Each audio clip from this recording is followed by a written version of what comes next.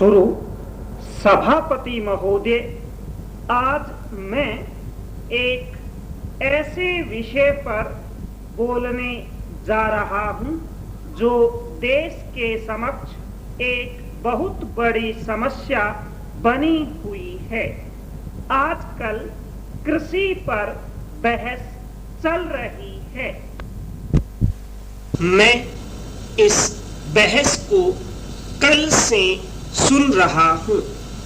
कई लोगों ने तो सरकार की बड़ी प्रशंसा की है कि वह बहुत ही अच्छा काम कर रही है।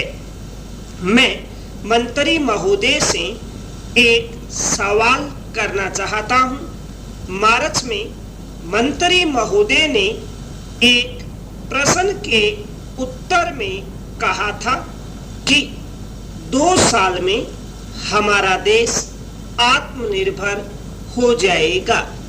मैं जानना चाहता हूं कि ऐसा कहने के पीछे उनका क्या आधार है। कौन से उनके पास ऐसे सबूत हैं जिनके आधार पर उन्होंने इस प्रकार की घोषणा की है। मैं चाहता हूं कि जब वे उत्तर दें तो इस बात की अवश्य चर्चा करें।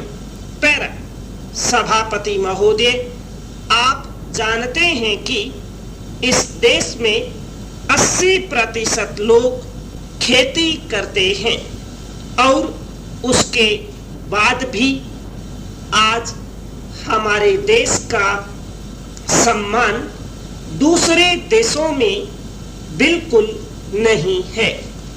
आज हम दूसरे देशों में भिखारियों के नाम से पुकारे जाते हैं। अपने देश में जहां 80% लोग खेती करते हैं, हम भोजन के मामले में भी आत्मनिर्भर नहीं हुए हैं। इसके कई कारण हैं। जिस समय देश स्वतंत्र हुआ उसी समय से इस सरकार ने कुछ गलतियां की हैं, जिनका परिणाम यह है कि आज 30 साल के पश्चात भी हम आत्मनिर्भर नहीं हो सके हैं। इसका सबसे बड़ा कारण यह है कि अपने देश में पहला स्थान खेती को न देकर उद्योग को दिया गया है। उद्योग हमारे देश के लोगों की जीविका का मुख्य साधन नहीं हो सकता है। भोजन की समस्या के हल के लिए जिन चीजों की आवश्यकता है उसकी ओर हमें ध्यान देना चाहिए। सबसे पहले पानी की आवश्यकता है। मैं समझता हूं कि देश में सिंचाई पर अधिक जोर दिया जाना चाहिए और सिंचाई तथा खाद्य मंत्री एक होना चाहिए। यह मेरी मांग है। पानी के बाद खेती के लिए खाद भी आवश्यक है। खाद का स्थान दूसरा हो सकता है। आज देश में खाद की बात काफी जोर देकर कही जाती है।